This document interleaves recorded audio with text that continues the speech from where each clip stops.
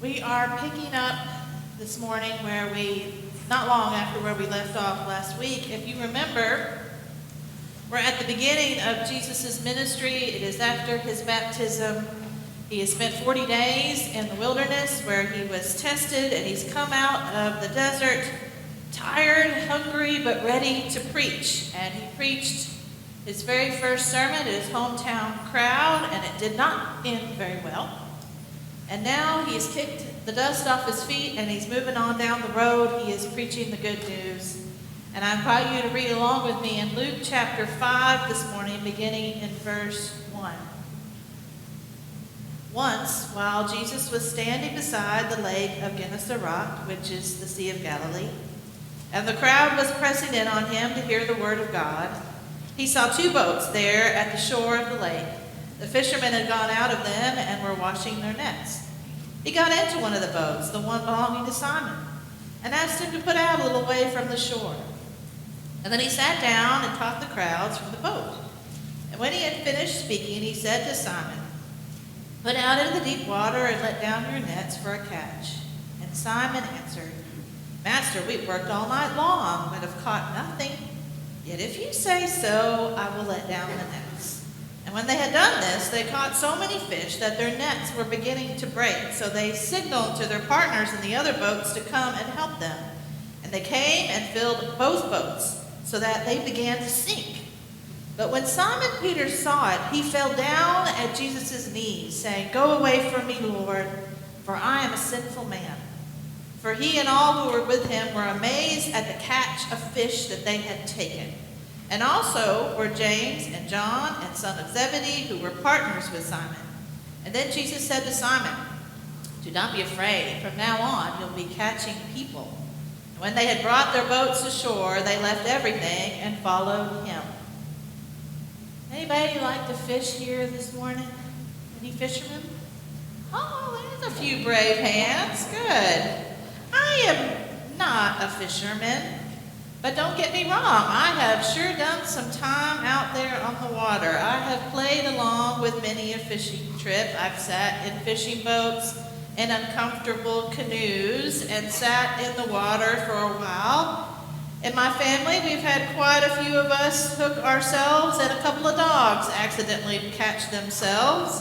So no thank you, I'm just not much of a fisher person.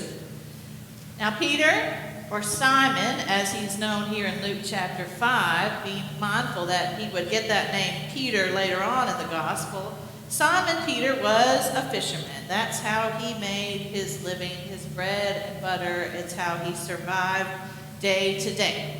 And as the story opens up, it's clear that they've not had a successful day on the water because they are calling it quits. Simon Peter is bringing in his nets. He's washing them. He's done. Jesus comes by and the crowds are pressing in, and Jesus decides to use a boat to preach from, to use it as his platform. I just love that image of Jesus sitting along the shoreline in this fishing boat, talking to the crowds, with Simon Peter right there listening to him. And after he finishes his talking, he turns to Simon and says, "Go out in the deep waters and let down your nets." And Simon must have thought that Jesus was stepping a bit out of his league here. Everyone thinks they can give fishing advice, sort of like the dentist telling the contractor how to build his house, or the plumber diagnosing his wife's heart condition off WebMD. Everybody thinks they've got an opinion, even about fishing. And he'd been cleaning up his nets. He was done. And Jesus asked him to get back out there in the deep waters and try again. Now, if it were me, I probably would have said, "Sorry, Rabbi, I'm done for the day. I've already cleaned up. I'm packing things away." But Peter's nicer. He obliges. "Master, we worked all night long, have caught nothing. Yet if you say so, I will let down the nets." It's that "if you say so" part that makes me recognize that Peter is just placating Jesus here. Let the preacher man pretend to fish for a while, and then he'll get back to his preaching. After all, Simon Peter was practically done. He was washing up for the day. But he obliges Jesus. He gets the nets out, they go out to the deep waters, and they have the catch of the century. Soon other boats are coming around to help them pull in this giant load, and it says both boats were caving in under the weight. This is so many fish. It is the first miracle of this story. Go out into the deep waters, let down your nets, and it's suddenly more fish than they can handle. That's how it is with Jesus. It's when 2 + 2 = 8. It's love multiplied. It's empty water vessels filled with more wine than they can handle. It's a little boy's 5 loaves and 2 fish feeding 5,000 people with leftovers to spare. It's how they thought it was all over when he died on Good Friday. It's gospel math.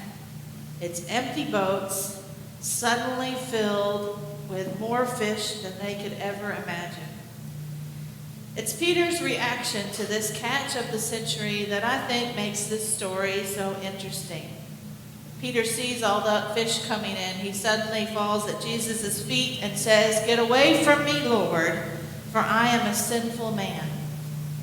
Suddenly, Peter's gone from thinking he didn't have enough fish to thinking he doesn't have enough faith. He doesn't feel worthy. You notice, Peter first calls, Simon Peter, I should call him, first calls Jesus Master at the beginning of this passage. Master, a name of respect, recognizing his authority. But now he calls him Lord. Lord, I am a sinful man. The truth is, Peter really didn't expect to catch any fish, did he? He didn't expect anything to change, and when he saw those full nets, he knew that his life was going to change, that his faith was changing. Jesus tells him not to be afraid, and the God in Jesus Christ, who invites us all to come and follow him, invites Peter to come and catch people from here on out. And just like that, he goes. They go with Jesus and join him in his ministry. And they didn't know what was going to come next. They didn't know what to expect. Jesus didn't give any promises or guarantees. He doesn't offer a pension plan. But yet, they still go and follow him into a life they could not yet imagine. That, for me, is the second miracle of the story. That they dared to go and follow Jesus with their lives. And sometimes when we hear these calling stories, I think we can tend to want to put those disciples like Simon Peter up on a pedestal. Tell ourselves that they must have been so amazing, so special, so one of a kind, so holy even, that their amazing faith compels them to go. But we forget, actually, that what the Gospels show us is a different picture. They fought about who would get the VIP seats in the hereafter. They sometimes questioned Jesus and his choices that he made. They didn't like when they found Jesus talking to that Samaritan woman at the well. They got hungry and tired, hangry. Sometimes they were frustrated and scared, like when the storm came upon them when they were in the little fishing boat and they were working so hard just to make sure it didn't turn over and they all drowned. And what is Jesus doing? He's sleeping. They got angry at him. Simon Peter would get scared when Jesus would call him to step out of the boat and into the waters, and the waves got big and he got scared. And you know what? When rumors were swirling about the powers that be wanting Jesus gone, they would suggest that they don't go to Jerusalem, that Jesus not go to the holy city. And on that faithful Thursday night, before his arrest, when Jesus was trying to pray, they couldn't even stay awake for him. He'd asked them, that was the one thing he asked of them to do, stay awake while he prays, and they couldn't even give him that. And you know, Simon Peter, he would tell Jesus that he would die for him, that he was willing to die for him. And in the end, we know he denied knowing him, even 3 times. What I'm trying to say this morning is that they were human. They were human. Not particularly special, amazing, or holy. Guys with no education, just a bunch of fishermen from Appalachia, Galilee, trying to make a living. They didn't have a resume or a skill set to name. They were simply people willing to let Jesus use their lives with whatever they had to offer, however big or small or imperfect it might be. They were just people willing to let Jesus use their life. A minister friend of mine shared with me a story from his life that I'd actually never heard from him before. About 15 years ago, maybe actually longer now, he went and started a new church in the Southwest. And I'd say ministry is a pretty challenging gig, but starting a new congregation is a really challenging gig. But he is a talented minister, and he felt called to do this new ministry, and he was passionate about it, and he moved his wife and kids across the country where they worked all the time to start this church. And what he told me that I had never heard from him before is that about 8 years into this ministry, he said he hit a wall. And he came home one day, and his wife looked at him, and she said, "That's it. You've got to get help. You need to tell someone what's going on. You need to go to a doctor." And he did. He was diagnosed with depression, and he called one of his best minister friends and told him what was going on. And he said, now without asking any of them to do this, 6 of his friends got together, and for 6 weeks, one by one of them would fly out to visit with him. And then on Sunday morning, they would preach and lead worship for him. Bob from Missouri, next week Susan from California. 6 weeks, 6 of them did that to give their friend a chance to heal and to rest. And why did they do that? Because one of their friends was hurting. And you do what you can. You show up and you try to lighten their load for a little while. And like those fishermen sitting in a boat listening to Jesus, Jesus will invite you. He will invite you to join him. And here's the brutal part of this.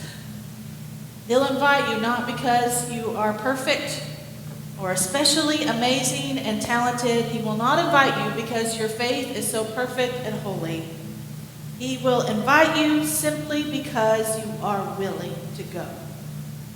Willing to wake up each and every day and to recognize the gift of your life and see the joy it is, the absolute joy it is to follow him right where you are with whatever you have to offer, however broken or imperfect it may seem to you.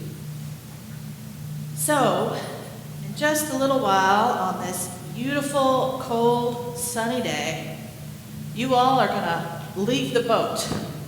You're going to walk on out of here. It'll be time to hop out and go. Won't you? Won't you go? He's waiting. He's calling. He's inviting. So come. Amen.